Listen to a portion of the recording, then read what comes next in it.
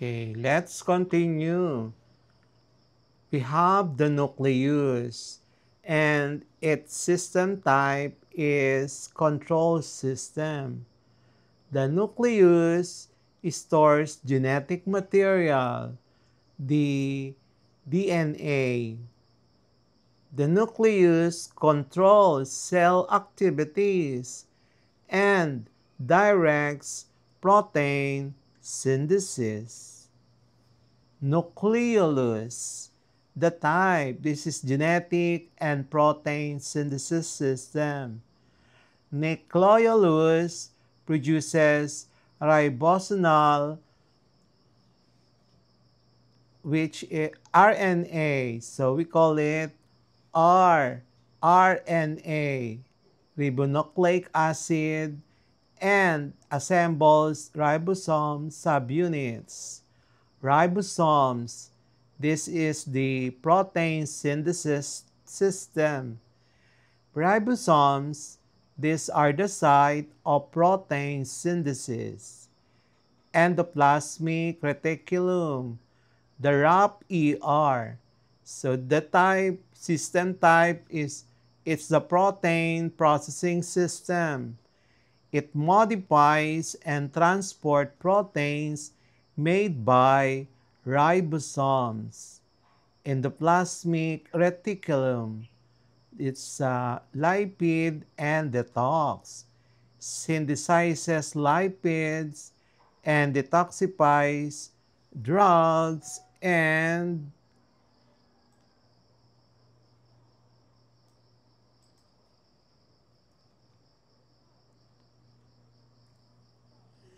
synthesizes lipids, detoxifies drugs and poisons. So Golgi apparatus.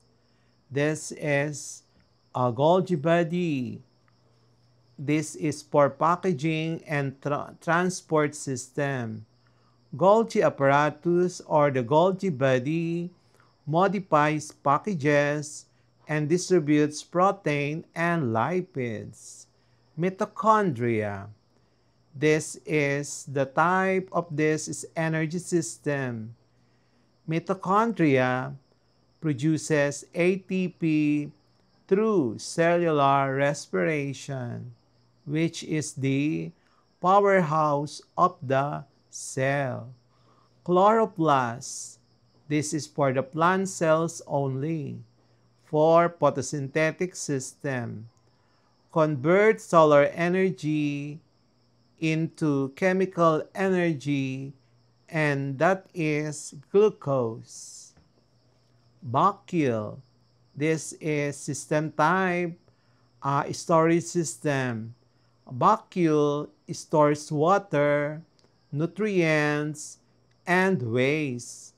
Provides turgor pressure in plants. Lysosomes, the system type is digestive system. Lysosomes breaks down macromolecules, damage organelles, and waste. We call it the cell cleanup. Peroxisomes, and this is detox system. It breaks down fatty acids and neutralizes toxins. Cytoskeleton, which are the microtubules, microfilaments, and intermediate filaments. This is for structural and movement system. And it maintains cell shape, provides support, enables intercellular transport, and cell movement. Centrioles, for animals only. This is for, the type is division system.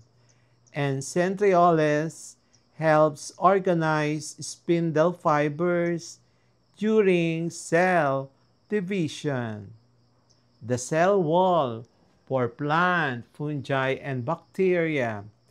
This is for protection and support system, and it provides structural support and protection and maintains cell shape.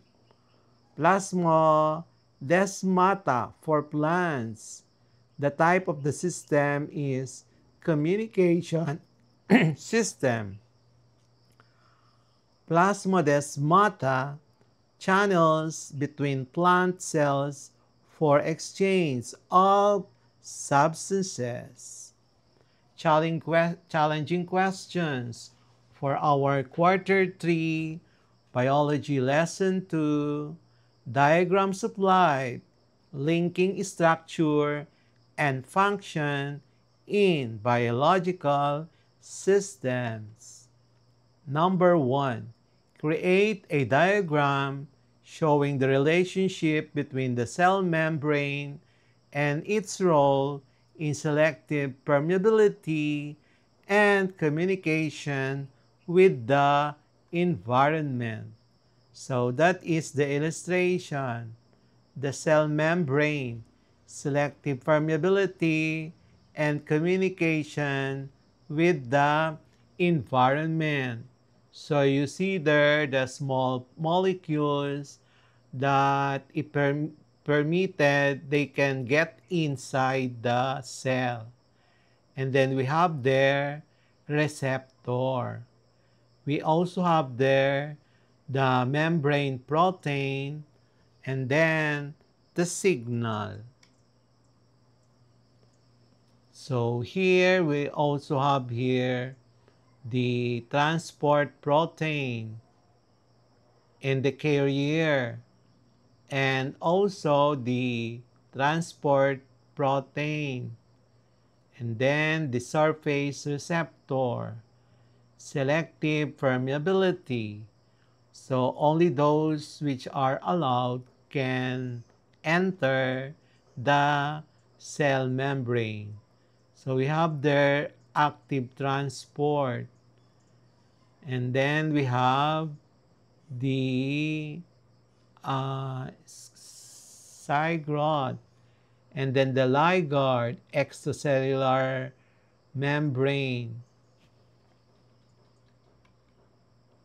The cell membrane or plasma membrane is a semi-permeable barrier that regulates the passage of substances and facilitates communication between a cell and its external environment. Selective permeability. The cell membrane's structure, primarily the phospholipid bilayer, gives it the property of selective permeability. It allows some substances to pass through freely while restricting the movement of others. So we have lipid bilayer. The core of the membrane is a double layer of phospholipids. Small, nonpolar molecules like oxygen and carbon dioxide can easily diffuse directly through this lipid layer, moving from an area of higher concentration to lower concentration without needing energy. Transport proteins, larger molecules, charged ions, or polar molecules like glucose and water cannot pass through the hydrophobic lipid tails. Instead, they rely on specialized membrane proteins. The transport proteins, channel proteins, form hydrophilic channels that allow specific ions or small molecules to pass through. Carrier proteins bind to a specific substance on one side of the membrane, change shape, and release it on the other side. Communication with the environment.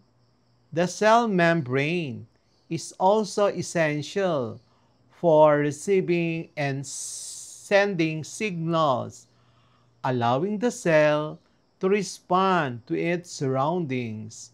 This process is known as signaling, and it involves receptors. The outer surface of the membrane contains various receptor proteins. These receptors have a specific shape and allows them to bind to signaling molecules, the ligands from the environment, such as hormones, neurotransmitters, or growth factors. Signal transduction. When a ligand binds to its receptor, it triggers a chain of events inside the cell.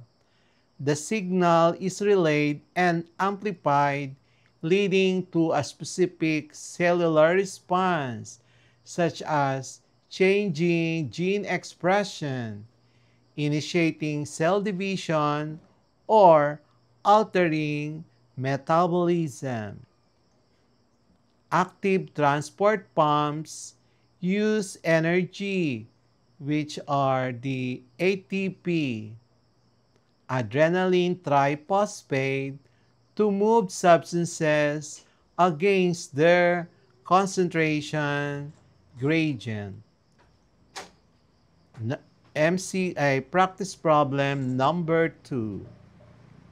Illustrate how the mitochondria, chloroplasts, and ribosomes interact to support energy flow in plant cells. So that is our illustration.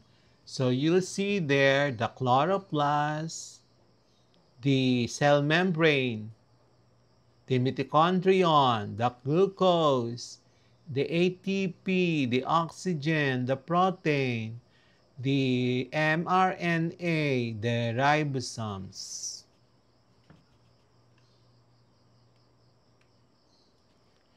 Chloroplasts, the energy producers. Chloroplasts are the primary energy producers in a plant cell. They capture sunlight and use its energy to capture carbon dioxide and water to convert carbon dioxide and water into glucose through photosynthesis.